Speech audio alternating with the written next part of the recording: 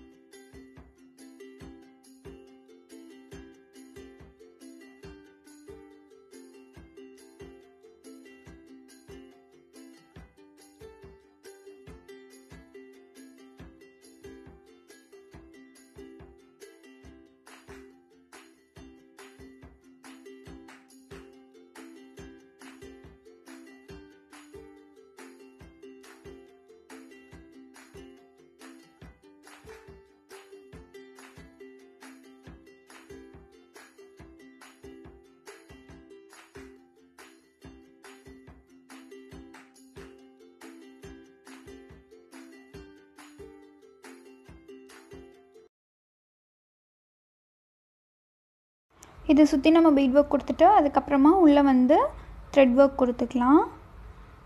அது சுத்தியுமே நான் வந்து chain stitch தான் போடுறேன். அந்த சென்டர்ல இருக்கிற ஸ்பேஸ் ஃபுல்லாவே இதே மாதிரி chain stitch போட்டு நம்ம கம்ப்ளீட் பண்ணிக்கலாம்.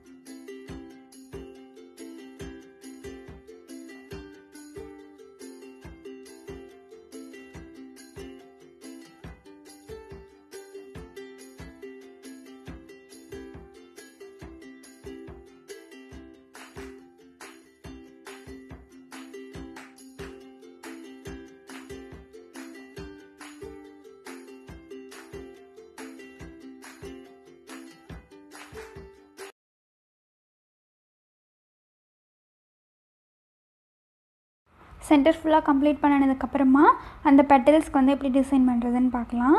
இதில் வந்து நான் சென்டரில் வந்து பீட் ஒர்க் கொடுத்துக்கிறேன். எல்லா பெட்டல்ஸோட சென்டர்லேயும் இதே மாதிரி ஸ்ட்ரெயிட்டாக ஒரு பீட் ஒர்க் கொடுத்துக்கலாம். அதுக்கப்புறமா நம்ம வந்து அதில் த்ரெட் ஒர்க் பண்ணிக்கலாம்.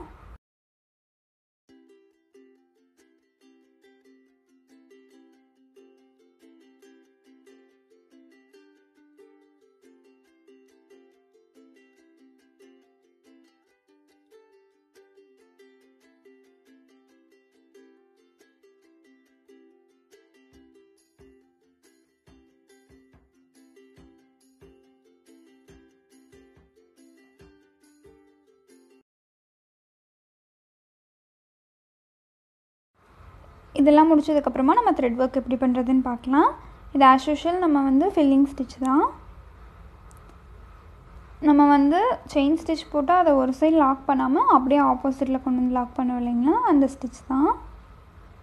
இந்த ஃபில்லிங் ஸ்டிச் வந்து நம்ம ஃப்ளவர்ஸ்க்கு யூஸ் பண்ணும்போது அந்த சைடு வந்து நம்ம நாட் போட்டுறக்கூடாது. இந்த சைடு கொண்டு வந்து போடும்போது வந்து அது நம்மளுக்கு டிசைன் நல்லா ஃபினிஷிங் கரெக்டாக கிடைக்கும்.